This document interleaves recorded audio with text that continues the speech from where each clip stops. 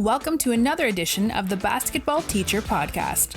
Our mission is to bring you discussions on a wide array of topics in the coaching world to grow players on and off the court. You can connect with us on YouTube, Facebook, and Twitter, and also reach us directly through email at basketballteacherpodcast@gmail.com. Now, here's your host, Coach Mike Hernandez.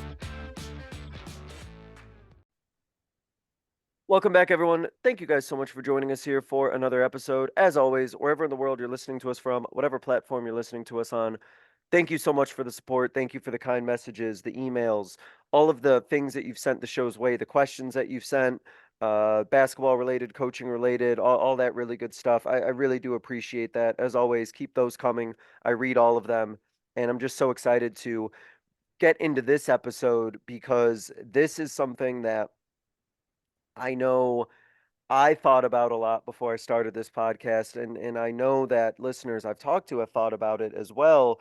And that's the idea of having a conversation with a guest about coaching and coaching basketball, but not necessarily talking to maybe a coach who is coaching talent at such a level that it's unrelatable for me or unapproachable for me or those of you listening. I think that for a lot of you listening, and I know this because you've talked to me about it, have talked about, man, I don't have as much talent this year, or, I got some great group of kids and a great group of guys or girls, but, we lack a lot of things, and I really want to get the most out of this year, even if they don't have that talent. And I think that that's such a situation that so many of us as coaches find ourselves in that we really do need to have a conversation about that. And I'm so excited to have this conversation with my guest. And we're going to talk about getting the most out of your talent, how to not make excuses and still run a great program, still be successful on the court, talk a little X's and O's, skill building, all that really good stuff. So if this applies to you or somebody that you know, great, let's get right into it. Very happy to be joined by the head coach at Temple Christian on the boys basketball side. Coach Jeremy Fox is joining us here today. Coach, really appreciate you being able to come on. How are things going? Going well. Thank you for having me. Awesome, Coach. Let's go ahead and jump right in with you and your basketball journey and your coaching journey. Where is this great game of basketball taking you that ultimately led you to Temple Christian? Oh man, I'm from Fort Worth, Texas. Family were from Mississippi, but raised in Fort Worth, Texas. Grew up here, played basketball here. Was fortunate enough to play NIA basketball at Texas Wesleyan University. Went on to finish up at UT Dallas. And then I got into coaching about 12 years ago. I'm 37 years old, got into coaching as an assistant under my high school coach, Keith Gober. Lucky to coach under him. He won over 400 games, several district and regional titles as a head coach. And he didn't always have a ton of talent. After 5 years, after he stepped down, I became the head coach for 5 years at Calvary Christian. We had a little bit of success, and then I moved on to a larger school, 5A school, which in Texas, in the private school side of 5A school is pretty big, as an assistant for 2 years. And then that was fun. And then now I'm in my second year at Temple, and we're excited to build a culture and build a consistently successful program. That's awesome. It's such a journey that has so many different experiences in it, right? So many different little stops along the way. And I'm sure that there's stuff that you've kind of taken from each stop that's kind of built you now into the coach that you currently are. Absolutely. I've had crazy coaches that might have thought that we were in the military. And I've had coaches that I looked like as basketball geniuses. But all of it, it's you take what you can and just feel grateful that they all took some time to pour into you. Now, you mentioned before we started recording that Temple Christian isn't necessarily known or wasn't necessarily known as a basketball school. And so knowing that, I wanted to ask you, what drew you into the school anyway? What made you excited and want to jump right in and take over in that position? Well, having some conversations, you look at kind of, for me, I looked at location for us. Like, we're a private school. Like, will we, and we're getting bumped up to 4A. Like, will we be able to get kids in here? And what is the reason that we haven't been successful previously? And after talking to the AD, talking to coaches around, it just really, it looked like the attitude and culture was just football baseball, and then basketball was something to stay in shape for baseball. And I felt like within 2 or 3 years, we could get at least that mindset shift of hey, no, basketball is a priority. You don't have to only play it, but it's not just something to do. So I looked at that and said, like, is that a challenge worth taking on? I had just had, me and my wife had just had a daughter. And I looked at, it was closer in location. And also, I want, for those of us that have kids, it's awesome to be somewhere and have your kid come up with you, and get to be in the locker room and things like that. And so I looked at all those things, and at the end of the day, I felt like we had more reasons to be successful than excuses to not be successful. So that's what led me to take the jump and take the challenge. And we're hitting some headwinds, but it's all a part of the process. And I really think we're going to turn this thing around.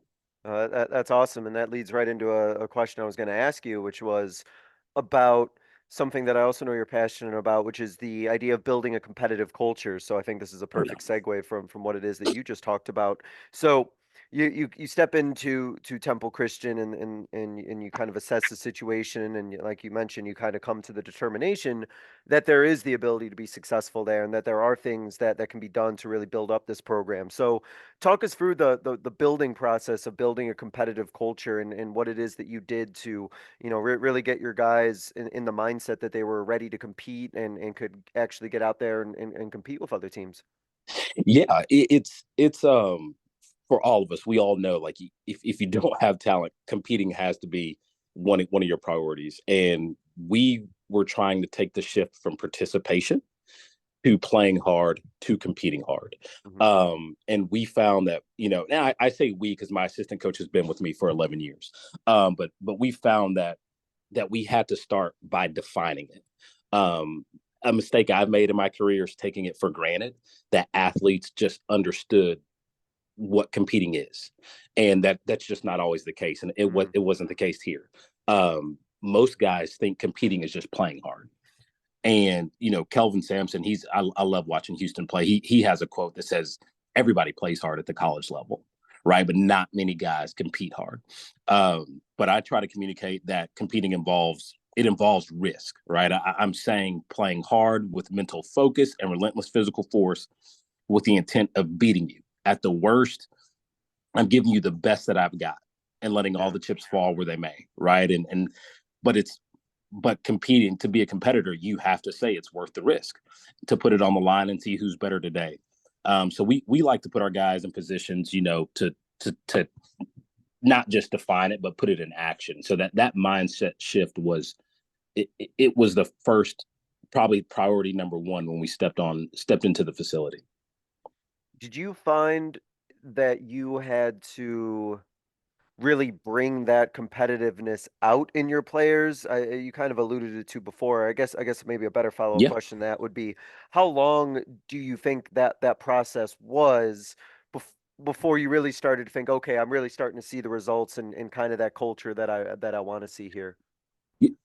I think, to be transparent, I think the process for us is going to continue to be ongoing. Still ongoing. Yeah. I really think, because it's to me, a part of competing has to be earning it within your program, right? You've got to be willing to compete against other guys within your program to earn your spot.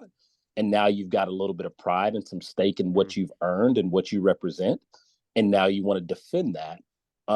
What you represent against, other teams. But we found we're just trying to put guys in position to have to compete, whether it's they're playing against a number or a teammate, or in rebuilding years like this year, we try to shift the focus on competing against our best numbers from the day before.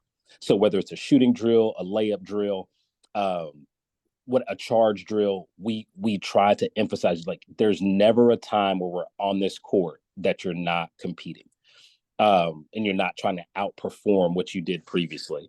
But we saw some tremendous strides, especially in our young guys this year, in times where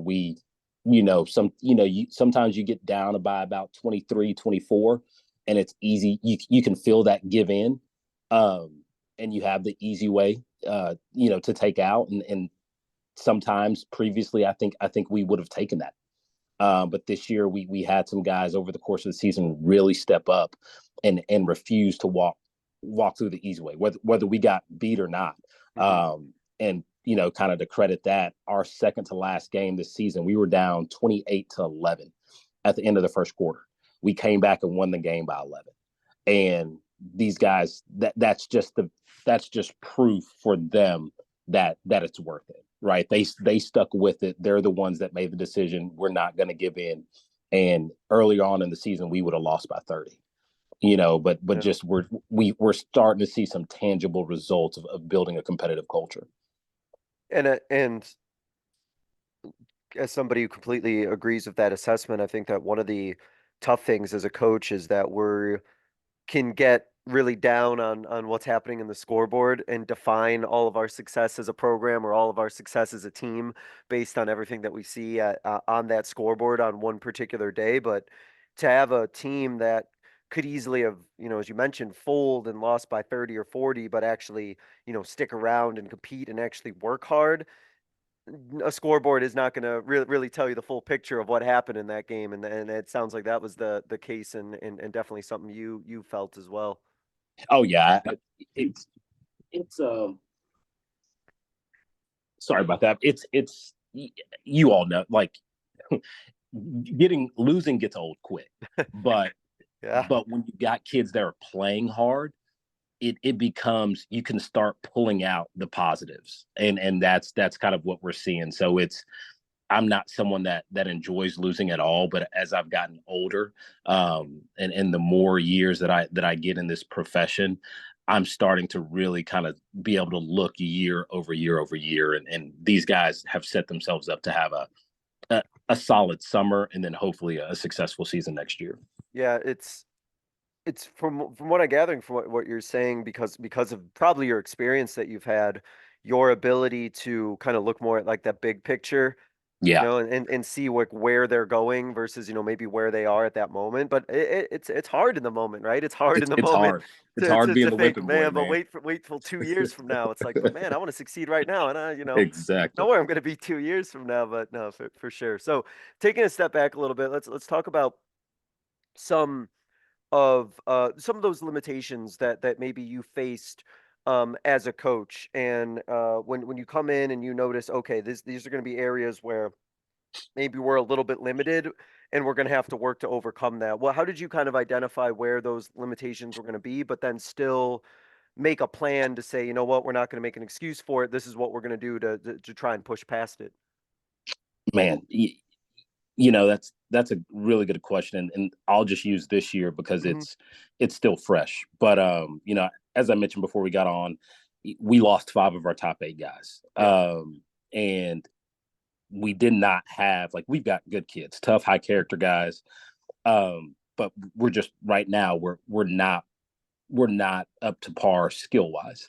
And so we identified really quickly that we didn't have a point guard. And so, like, we were looking, and I was talking to my assistant coach, and what are we going to do? And he was like, first we need to pray, and then second, we need to take a step back. And so I just said, let's take a step back, let's kind of reverse engineer this thing and see where we want to go. And so we ended up actually moving, which I think is a constant for most of us coaches, right? Before we get to district and conference, we're always evaluating personnel and who's the better fit, maybe who's the more effective or productive player. But we stepped back and said, well, first, like, what can we hone in on? And the first thing was limit live ball turnovers, right? We did that utilizing basically a passing based offense. Where can we get layups, right? Hmm. The reason being is, like, a lot of times, in previous years, I would always say, a good shot is a win. Like, we want to win the possession with a good shot. Make or miss, you want to win with a good shot. This year, we shot 26% from 3 and 51% from the free throw line. So the only shot that was truly a good shot was a layup. And then the last thing was defensively, contested one shot possessions. And that's kind of what we prioritized. And we ended up actually moving a senior that had never played point in his life to being our point guard. He was a 4-man, kind of a unathletic, or not unathletic, undersized, but athletic 4-man.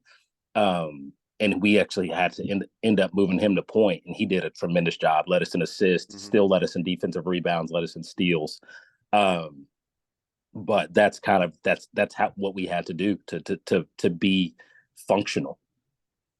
And with that answer that you said, I think that as a coach, that process is not easy to identify what to pare down or what to focus on. Because I No. imagine, because I've been in that situation too, and I imagine, you may have felt that too, where you kind of look at the landscape of things, or you see the guys, work out, and you have like 50 to 100 things that you want to do or put in Yeah, or work on or do, but finding what's most important, or finding like these are the things that we got to do to really maximize our chances at being successful. yep, That's not the easiest process in the world to try and boil that down when you have all these other things that you're like, man, but what if we could also do this, or what if we could do this sort of thing.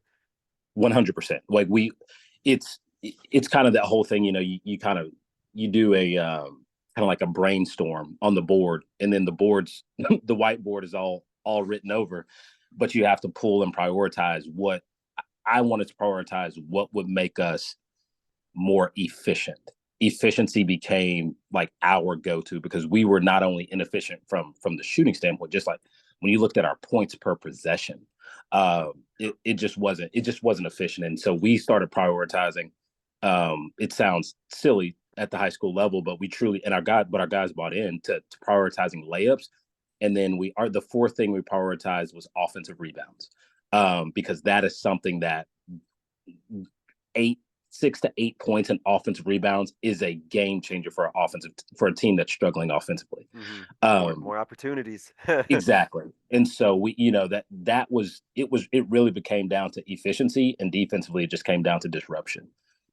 So I wanted to follow up with kind of something that you had, because as I'm writing here, I had kind of this little moment here of I don't know if it's clarity is the right word, but I was kind of thinking that you mentioned how, it may sound a little, silly or whatever, the idea of like focusing on layups. And I think that as a coach, if you kind of find yourself in that situation where maybe you don't have a lot of talent, it's really easy to almost find yourself in like in a mindset of kind of saying like, all right, guys, like, all we gotta do, is just do these like real simple things. And in a way, you're almost kind of talking down to your players. Not Yeah. saying you were doing that at all, but Yeah. yeah, versus like getting excited about making layups or getting Yep. excited about offensive rebounding.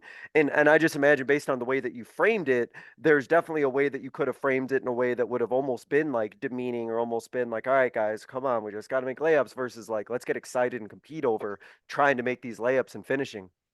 Absolutely. And we have a very transparent program, but as I've gotten older, it's you kind of prioritize pouring in instead of cutting down.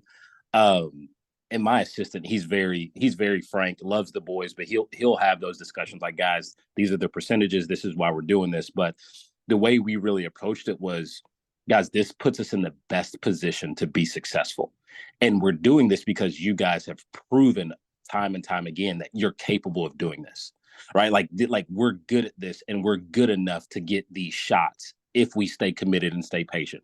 And kind of making them kind of think that, or feel like we're choosing to play to our strengths, and we're going to force the defense to adjust, as opposed to we're not going to play from the outside in because we can't, like, we struggle to shoot right now.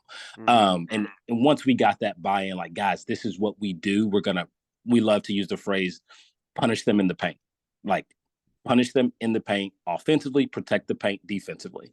And when the guys take ownership, and all of a sudden it becomes a thing where you don't have those guys taking those forced threes that I'm open, but I'm open for a reason, right?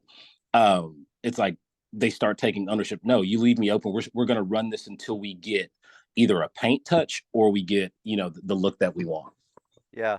And That's maybe something, and I'll let you speak to that. That breakdown of the rationale behind things, maybe that's something that your players didn't really understand before, or maybe they didn't. Maybe they needed it explained to them, like the why behind things, and it sounds like that was something that was important to you, that to explain the process of this is why we're doing things, and I think that could also do a lot to help maybe make up sometimes when you don't have as much talent, is that you spend that more time kind of explaining the why or explaining the teaching behind things, and making sure that your guys understand, why are we doing the things that we're doing on the court, and that could honestly, I think, speed up the process by which they can, maybe make up for some talent that they lack just by learning the game itself.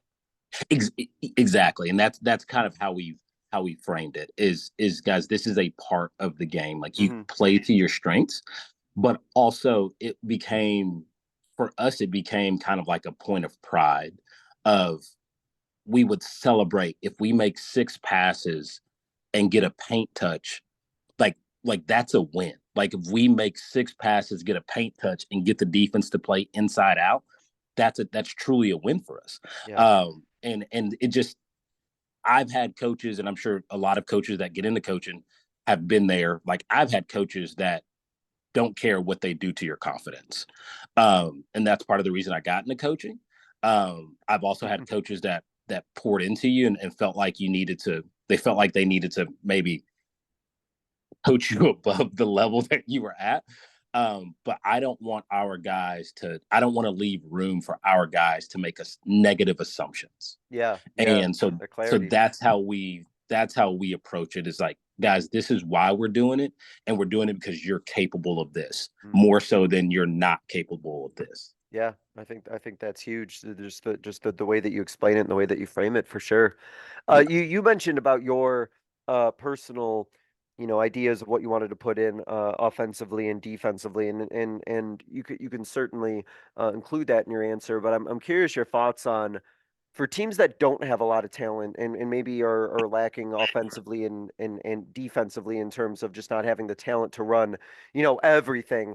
Yeah. In general, is there a certain type of play in terms of offense or defense that you think would work best for teams that maybe are lacking a little bit in the talent department? Any As far as man offense, I would encourage. We ran it this year. Um, about a third of the way through the season, we implemented it. The circle motion offense.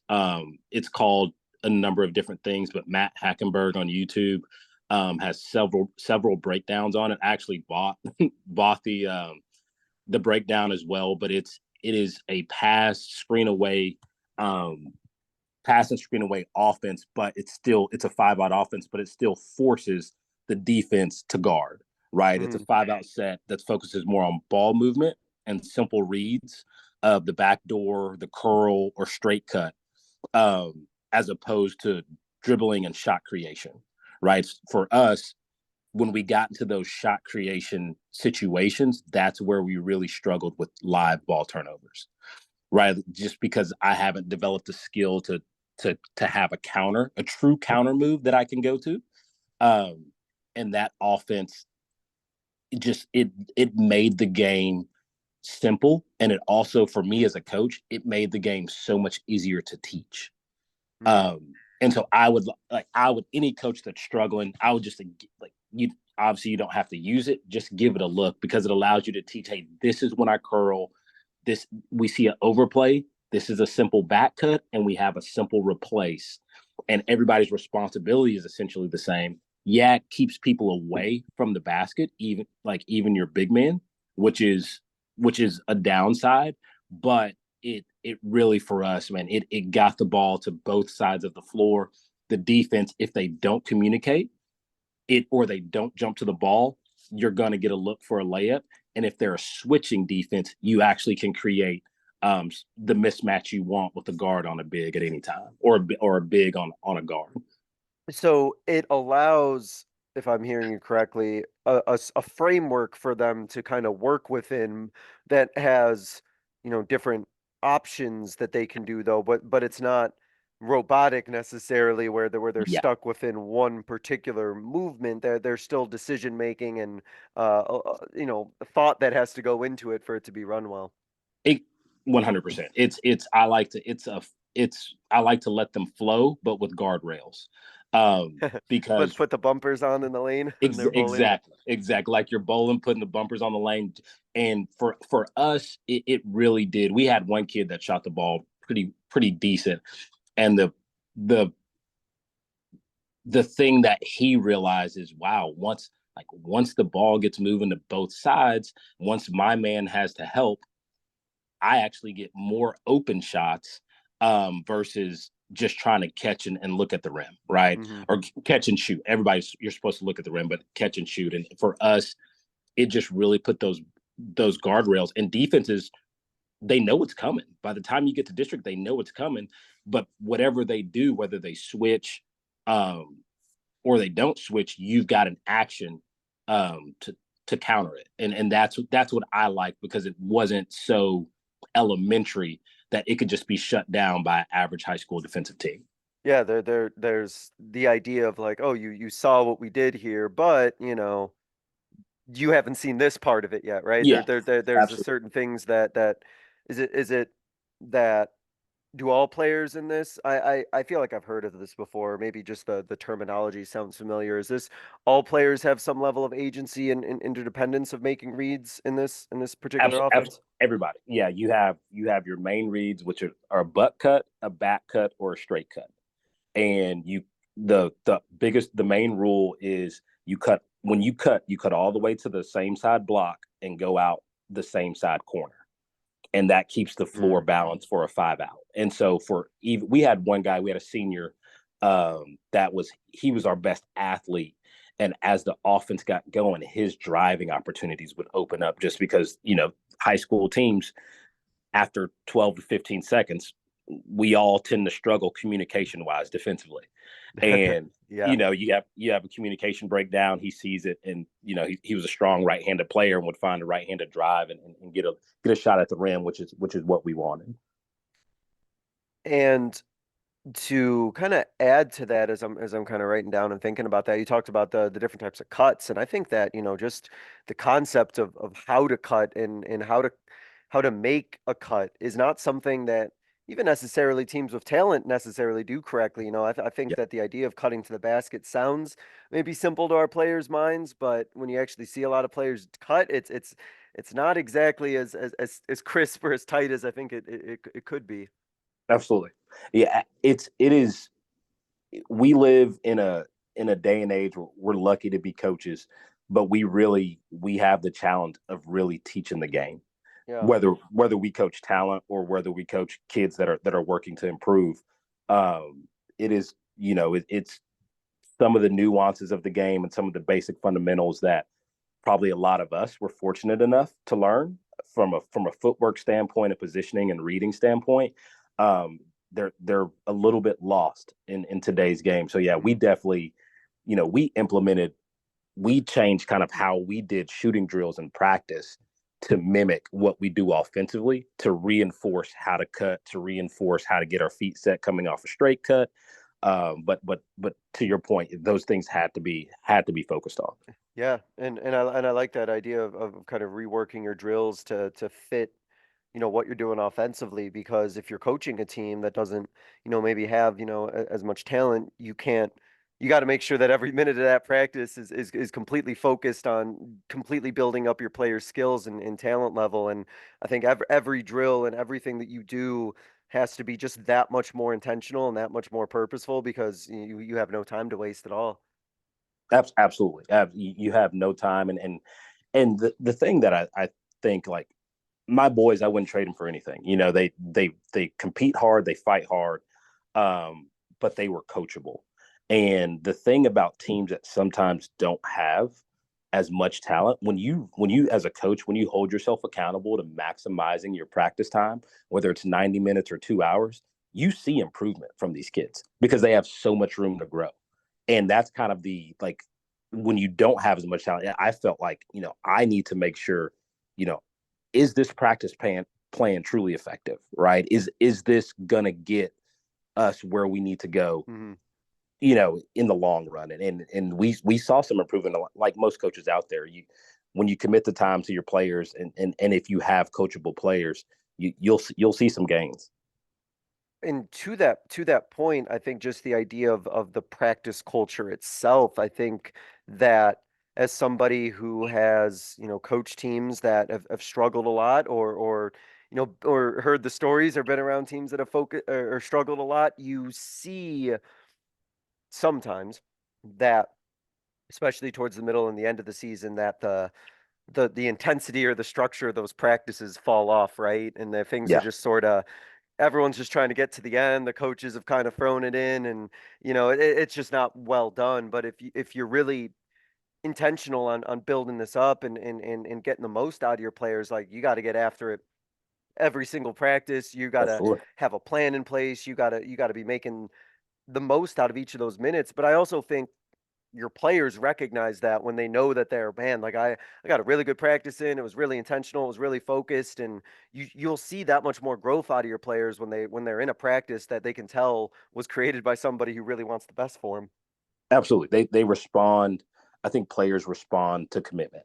And I really think as coaches, it's we all get frustrated, and sometimes it feels like these kids just will do, they either they either don't listen or don't care. You're trying to figure out which one. But I really think as coaches, I was raised by a coach. My mom was a coach, and she's always kind of put into my mind that like you're the example. Whether the season's going well, whether the season's not going well, how you show up is how your team's going to show up. And we tried, myself and my assistant really tried to keep that in mind when it became apparent in that second half of district that we weren't going to make the playoffs, but we wanted to make sure we showed up like every game was a playoff game, just so those boys know like this is important. You compete every day you're on the court, and that's like most coaches. I think that's the message we're trying to get across.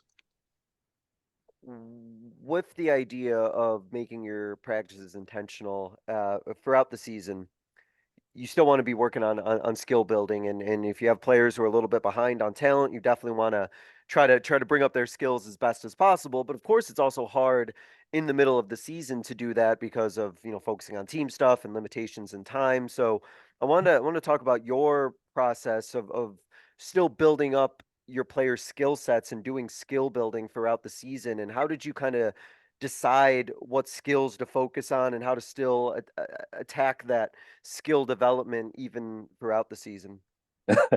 I actually hold my assistant coach accountable to making me implement skill development in my practice plans throughout the season.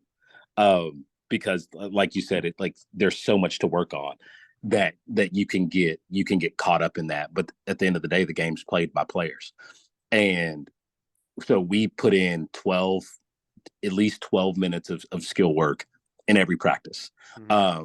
Like I kind of alluded to earlier, we like to get our guys doing things that they're going to do in our offense, but is also going to help them long term. So for us, we're a big straight line drive, jump stop, play off two, catch on two, finish off two in the paint. And so every skill we try to emphasize within the offense, we try to break down individually for the season. And as far as bigs, that for them it's really about catching and finishing. But we try to commit 12 minutes. It doesn't sound like a lot, but but when you're trying to think of press break, special situations, those 12 minutes uh, they matter. how did And you so decide on 12 minutes as the time? well, that's the minimum. Like that's the Yeah, minimum because yeah. we have a shooting machine and we try to make sure our guys can get up. Our guys that shoot it, we like to make sure that they can get up enough shots. Like they can't get any shots up over here in 8 minutes. Like we've got to be intentional. So 12 minutes is the minimum if we're really booking it, but typically it's 12 to 15.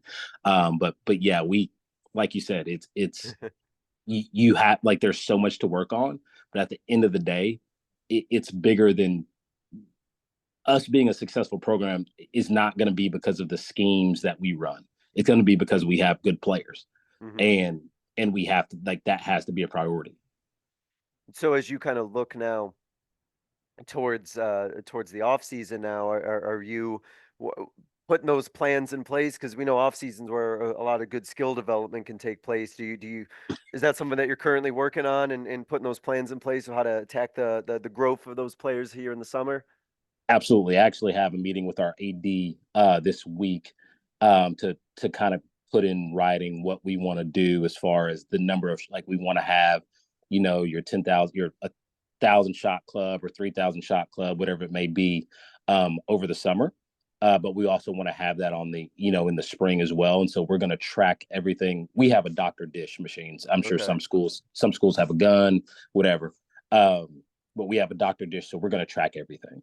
We're going to open the gym before school. Guys that want to get up shots. But they've been given in my end of season email, they've been given an outline for weight room, vertical jump program, as well as skill work program, and how to log in and track it on the Dr. Dish. So, like, you're not expecting 100% adoption, but if we get over half of the guys bought in and committed to it, we'll go into the summer feeling pretty good.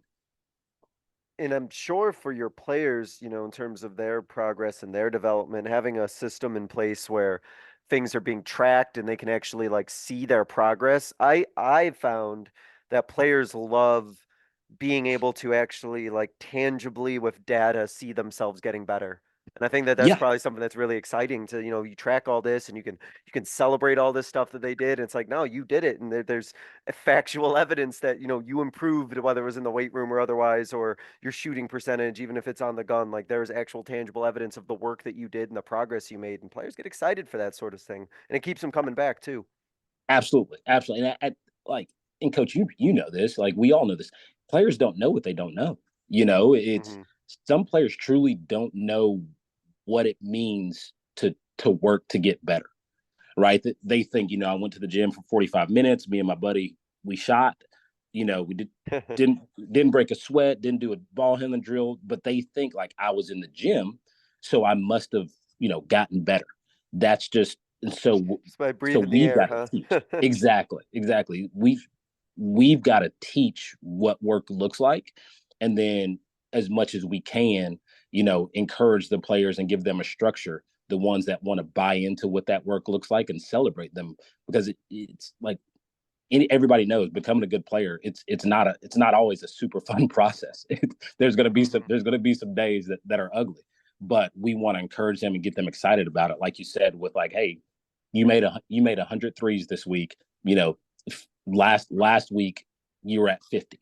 Yeah. Like when we get like by the beginning of school, what if you're making 300 threes, 500 threes a week, right? Which is not a lot, by the way. But as much as like the athlete in me wants to say, dude, you're making 500 threes in a week, you should be making 500 threes a day. Like, as much as like Hmm. I've got that urge, I've had to kind of humble myself and say, like, celebrate them where they are and call them up to where I know that they can be work wise, right? So that's kind of our mindset. Yeah.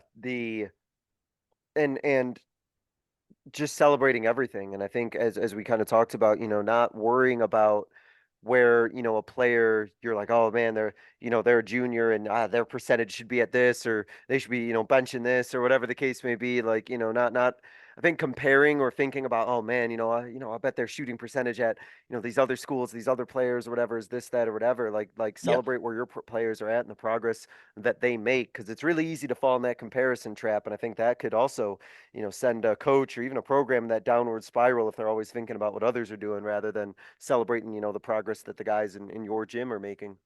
Oh man, 100%. We had a conversation. We had a heart to heart with our Hmm. guys. Kind of, we just noticed, confidence was really low, um, and just kind of like, what is the deal? And it came out from this conversation that these guys are seeing these these highlight tapes on Instagram and Twitter from kids at other schools that they're like, dude, they're clearly better than me. And in the mindset, we're trying to get to that mindset of like, hey, that's fine. So let's work to see where we can be when we meet next year.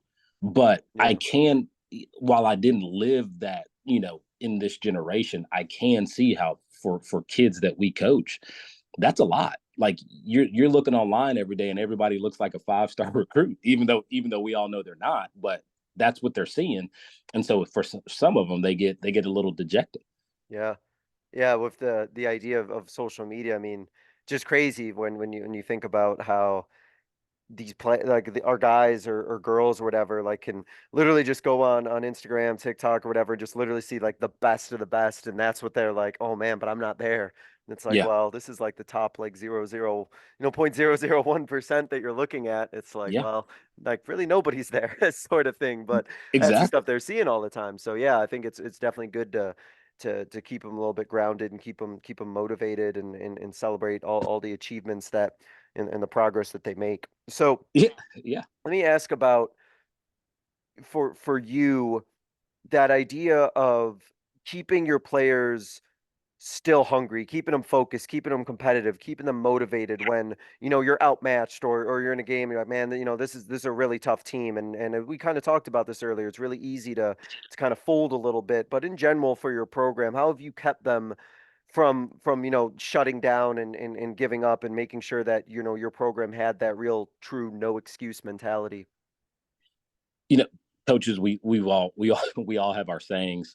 Mine is, we preach excellent in effort. Like, be excellent in effort, whatever that is, academically, in your faith, in as a son, as whatever, in your side job or whatever it may be. Excellence in effort, and that goes for basketball as well. So that's, for us, that's the standard. And we tell our guys, it's not just about the other team, it's not just about the scoreboard, and those things do not determine or dictate your effort. Yeah. And it's obviously it's easier said than done, but that's the message we try to communicate, and we try to, it's about being the best we can be in the moment. John, I remember reading a book by John Wooden when I first started coaching, and he said, like, you can't be better than your best, which is a frustrating statement, but it's really true. And so we that's what we go after. We go after our best, and we'll live with the result. And when we've gotten upperclassmen to take ownership of that, we've had our more successful but also our more rewarding seasons. Yeah, it's a process where it's as a coach too, you have to work hard. And I don't know how hard it was for you. I'll let you speak on it, but sometimes you have to work hard to really make sure that you are still positive and celebrating what your Mm-hmm. players are doing, even if things aren't going great on the scoreboard. I think sometimes there's kind of two ways to take it where, you really want to get on your guys and push them and, really go really hard on them when they're down 20 and 25 and try and, push that button. Or there's the other way of like, like celebrating what they are doing and the success that they are having and how hard it is they're working. And I know I've struggled with this as a coach sometimes, is trying to find that right button sometimes. Like, man, do I got to act this certain way to like, get us going and get us fired up, or do I got to, act a different way and keep the positive energy going? And I know sometimes I don't know if I've always made the right decision. Oh, absolutely. I I think when I was younger, I was more of a high energy coach because I saw teams would respond to it.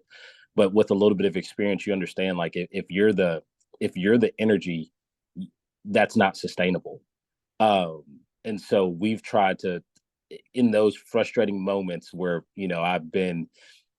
I don't try I try to maintain as even keel as possible with Yeah. while maintaining accountability. And so I actually implemented a rule for myself. When I would call a timeout, I'd take 3 steps, like the guys sit on the bench.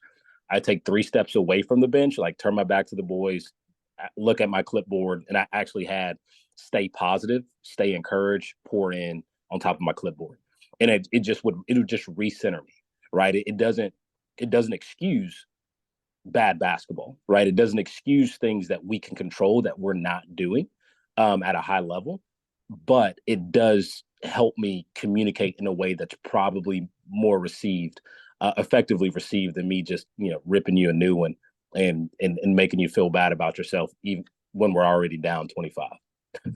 And with that, it's really, I think, helpful too, that idea of like staying positive. It's huge. Like players, it's so easy to get kind of in that negative headspace and then Yeah, spiral, right, in a game. yeah, And to remember, I think that was a lesson I've had to learn is, when you're facing a really good team, like if your team's effort is there and they're doing yeah, everything that they can, but that other yeah, team is just making these shots or they're just executing at a level that like that's just greater than you. There's yeah, not really things that, I could yell at a team when we're at my team when we're down 20. If we're down 20 and we're literally doing everything that we can, or I feel that we're doing everything we can, I think if I, you know, yell at my players or get on them for this, that, or whatever. I just there's nothing more they could give me, right? Like this is I know they're giving me everything, sort of yeah. thing. It 100%. It deserves their effort deserves to be celebrated. And their competitive spirit deserves to be celebrated. And one of the hardest life lessons to understand is sometimes people are just better. That's just like the truth. There's better coaches out there than I am. There's just that's just a lesson, but it doesn't excuse me from giving my best. To see what I can do. Yeah, and sometimes your players are going to play great, and it won't look like they did. Right? And Exactly. that's and that Exactly. that's I think a big key as a coach, I'm sure, and that seems to be something that's really big on you is celebrating a lot of those things that may not jump out to a untrained eye or an experienced Yep. eye or on the stat sheet, but you notice it. And I think as a coach, it's so important to acknowledge it. And it sounds like that's something you're intentional about as well. Yes, and we definitely prioritize that. We're trying to build a program and build young men. So we lean to building up more than we tear down. We do our fair share of direct communication, but our overall themes is to build these guys up. Yeah, I'm thinking about as you're mentioning that about a situation where we had it was actually a game this year, where we had a girl that we were going up against, a post player who's about like 6'1.5", and the Jeez. tallest post girl I think is about 5'6", and it just as a team and individually, we did everything that we could, and I felt like we did everything possible to make every shot or everything that she did as difficult as we could, and she still got about 20 to 25, but man, it was like everything. She had to work on everything. She had to put multiple post moves, make multiple decisions, but she just made the right ones. It's like, well, all right, we What can made you her do? work though. But it's like, Absolutely. sometimes your players don't want to hear that too. And but it's like, no, like you did. Like if you look at it, like nothing came easy. Everything she had to do, she had to work hard. And I think, for players for you to acknowledge that and tell them that, like, man, it's like y'all work this hard on this girl. If you do that with every person you go up against, Yeah. like, whoo, Yeah. Yeah. that's where you see the growth sort of thing. And that's awesome. Was there a moment, whether it was this past year or even a different moment where you really thought like, man, like we're really moving in the right direction as a program? Did you have that sort of realization that, man, look at where we are from based on compared to where it is that we started? Yeah. This year, man, these kids, man, if I'm bald, but if I had hair, they would have made me lose it. But Oh, no. But so the game that I alluded to earlier, where we were down 28-11, which 28 for us in a quarter we hadn't given up 28 all year in a quarter, um, and we ended up holding them to 12 points the rest of the game, I believe. But we actually had, because of a cancellation, we had to play that team back to back. So Okay. we had a really competitive game the night before, at their place, and then where we won, and then the next night, our last game of the season, um, same exact team, same exact players, no one sitting out. Um, we played them at our place, Hmm. and before they could call a timeout, it was 21-2. We our guys came out, and when I say Ooh. they went all out we're big on helping outside the paint from the midline. Hmm. Baseline drives, help outside the paint, help the helper, scramble and attach on the weak side. And our kids were just locked in, communicating, talking the entire defensive possession, creating turnovers. And I mean, it doesn't hurt that we shot the ball better than we shot it all year Hey, either. that But helps too. that never hurts. But but it felt like everything clicked, and the most rewarding thing, like our kids were jumping up and down, hugging each other. It's Mm, senior night, yeah. all game, and you could see they were like, wow, like they felt like they were a good team. And that's what you want. Like, you want them to feel like the work was worth it. And man, it helped as a coach. Not making the playoffs is tough. Yeah. But it's the second time in my career that it's happened. But when you see the growth and you see the willingness to compete back to back nights, that's something that we wouldn't have done earlier this year. And we had our younger guys contributing as well as our seniors. And so it was a good feeling to see those guys just lay it out on the line. And instead of packing it in, which is easy to do at your last game of the season, you've got nothing to play for, in most people's mind. But we took the phrase of, we've got nothing to lose but a whole lot to gain. And they own that, and we walked away from the season feeling really good about what's going to happen this spring and this summer. And I mean, what a way to like kind of go into your off season too, right? Like Yeah, with your players having that as like their last spit. It's like, man, like I want to keep that going. I want to keep that feeling going and absolutely. everything. And there's like, there's a few ways I guess to go into an off season. And I think for a team that, doesn't make the playoffs to go into the off season, like man, they probably some of them probably felt they won the state title or something the way Yeah, that they were celebrating. I Uh, think it definitely motivated them to get to the work early. yeah.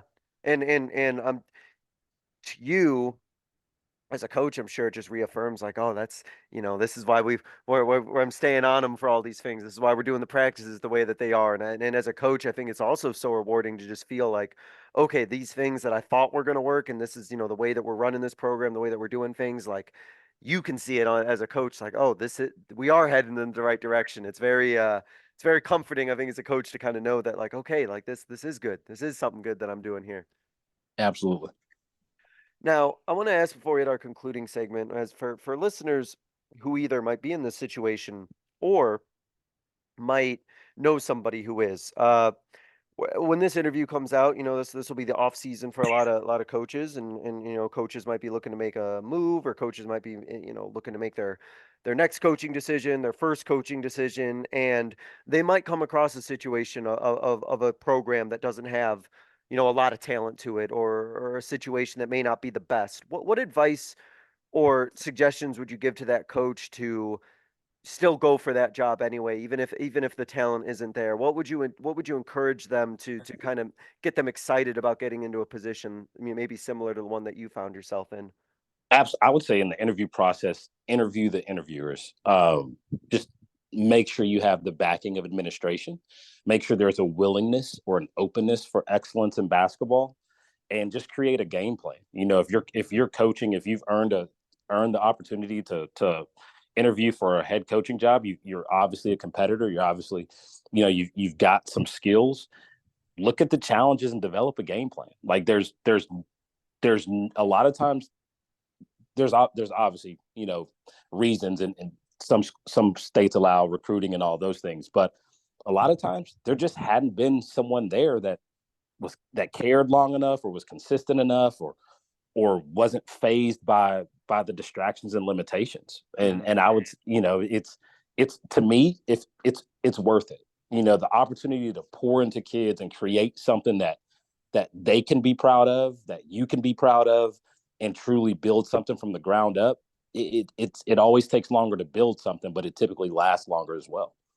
And you really feel, and I guess let me ask you this, right? Like I'm sure at um as you kind of reflect here at Temple Christian, you really kind of feel like it's yours. Your level of ownership, I imagine, must feel much different being in the situation that you're in, taking over the program the way it was versus maybe taking over a legacy program or a stronger established program. Your own ownership and your stamp on it is significantly is different than if you were at a different program.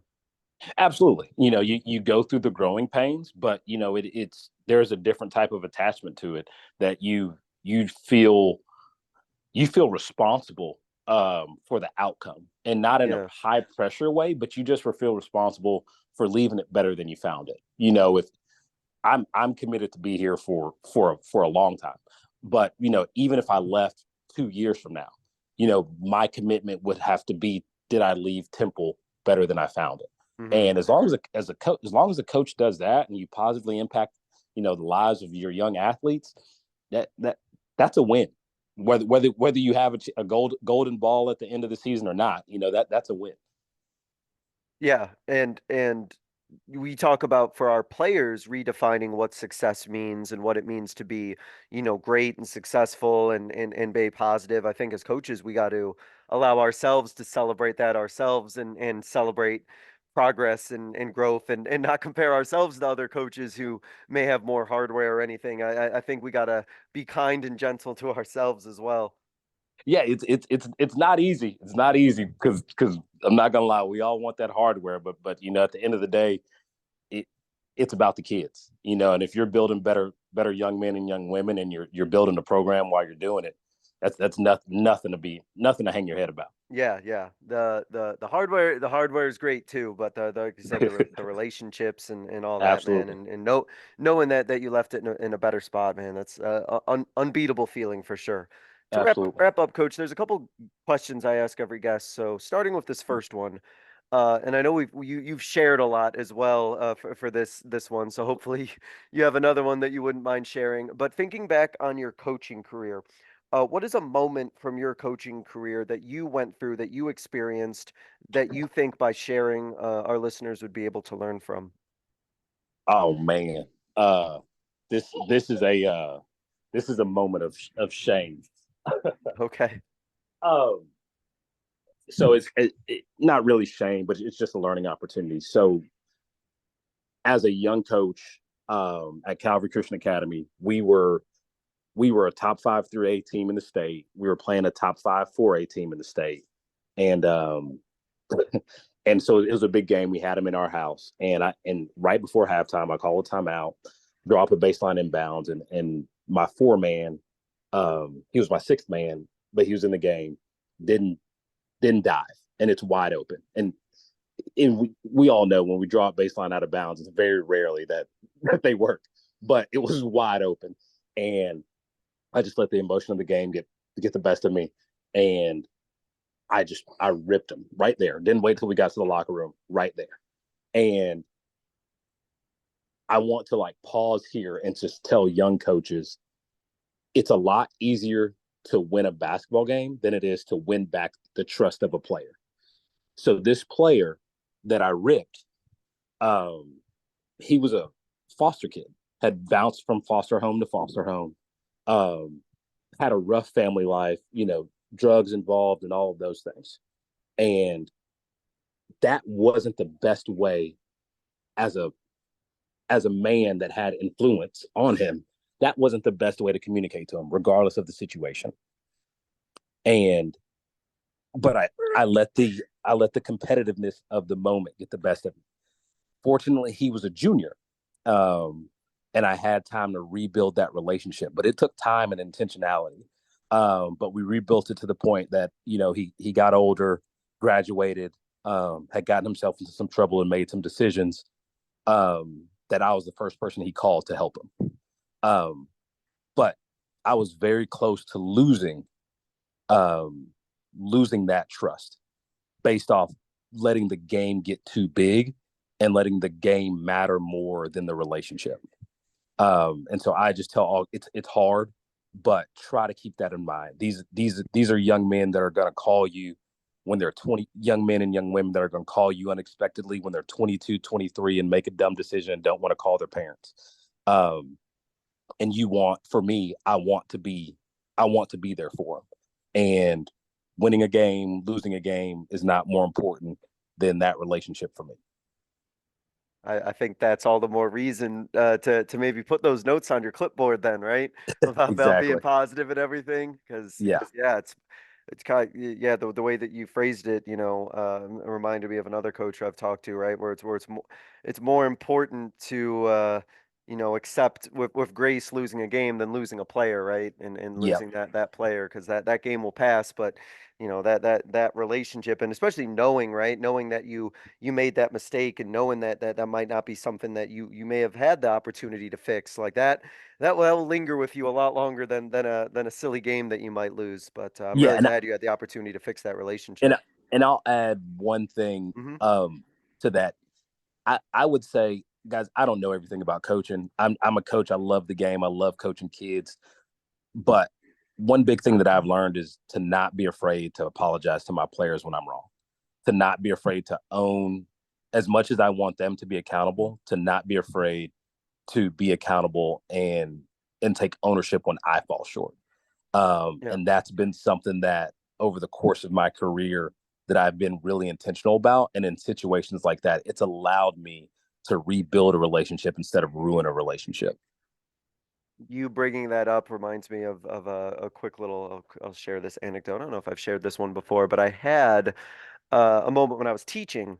This was, oh man, probably about 6, 7 years ago now at this point, where I made a mistake and I did something.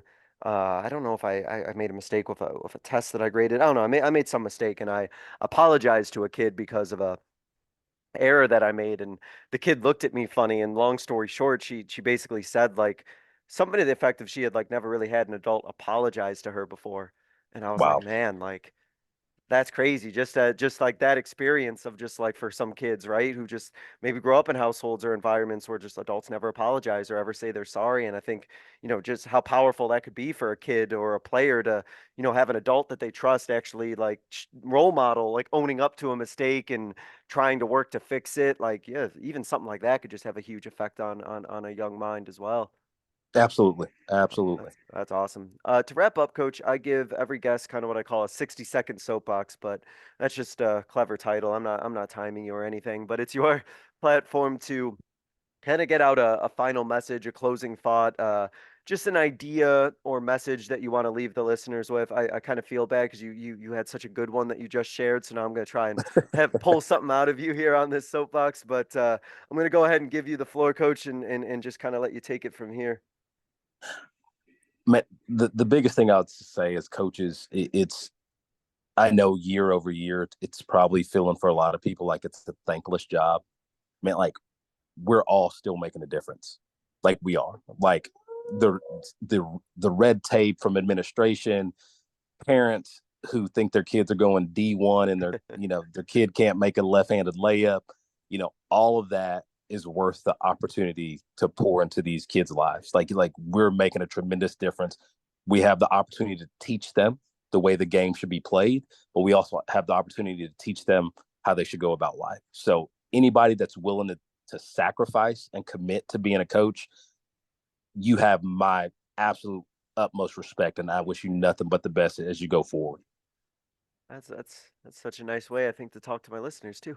I think you're just thanked everyone who listened. No, 100% agree. This job is, man, for the ones who get into it for the right reasons, and so many of them do, just the work that coaches do, just transformative. And yeah, no, 100% agree.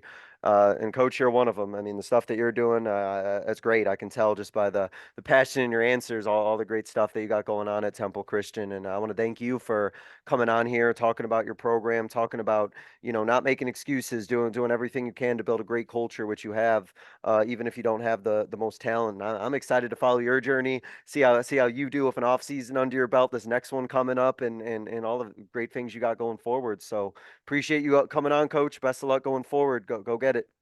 Hey, I appreciate you too. Thank you. And thank you all for listening. This was another edition of the Basketball Teacher Podcast. We will see you guys next time. Thank you for listening to another edition of the Basketball Teacher Podcast. Make sure to connect with us on YouTube, Facebook, and Twitter, or reach us directly through email at basketballteacherpodcast@gmail.com. Take care, be safe, and we'll see you next time.